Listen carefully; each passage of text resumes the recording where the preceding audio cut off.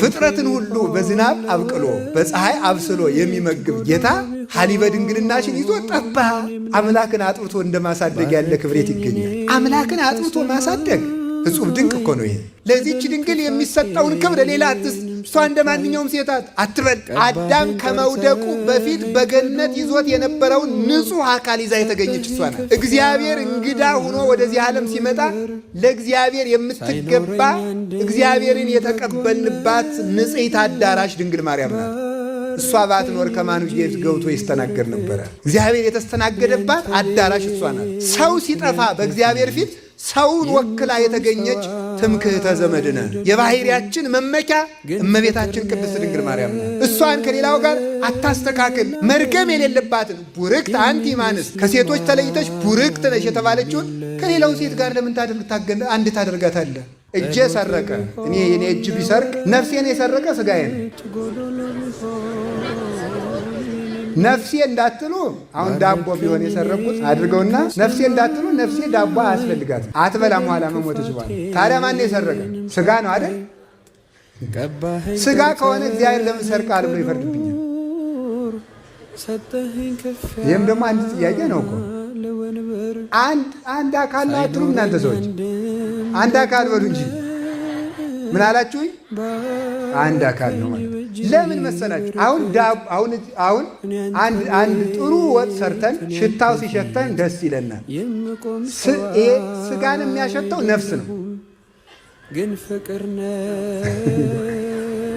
ነፍስ ነው ካላችሁ በዚሁ አፍንጫ ነው የምታሸቱት አይደል? ሥጋ ነው ካላችሁ ደግሞ ሰውየው ከሞተ በኋላ እስቲ ጥሩ ወጥ ስሩና ይሸተው እንደሆነ ማን ነው ታዲያ የሚያሸተው? እስኪ ንገሩ። አንድ ሰው በሉ እንጂ። ስለዚህ ምን ይላል እዚህ ላይ? ተጎልቶ የተቀመጠው የሥጋ አፍንጫ ነው። ሽታውን ግን የምታጣጥመው ማናት? ነፍስ ናት። ስለዚህ ይፈረድባታል። እንዳይጠብቀን እንዲጠብቀን የሚያደርገውን ነገር ሁሉ ቆርጠነዋል። ከእሱ ጋር መዋል አንፈልግም። እሱን በጸሎት ማነጋገር አንፈልግም። ሕጉን መፈጸም አንፈልግም። በቤቱ መኖር አንፈልግም። መታረቅ አንፈልግም። መስማማት አንፈልግም። በምን መልኩ ይጠብቃል? ዲያብሎስ ራሱ ክፉ ነገርን ያመጣና እግዚአብሔር ቸር ከሆነ ክፉ ነገር ለምን አመጣብህ ብሎ ደግሞ ይጠይቀናል።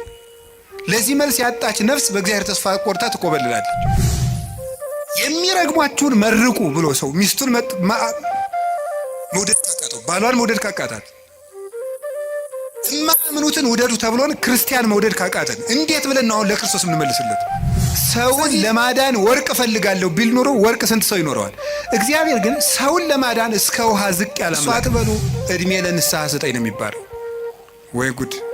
እንደዚህ ማለት ጌታ ሆይ ግደለኝ ማለት እኮ እንዲሁ ጸድቅ ያለው ማለት ነው።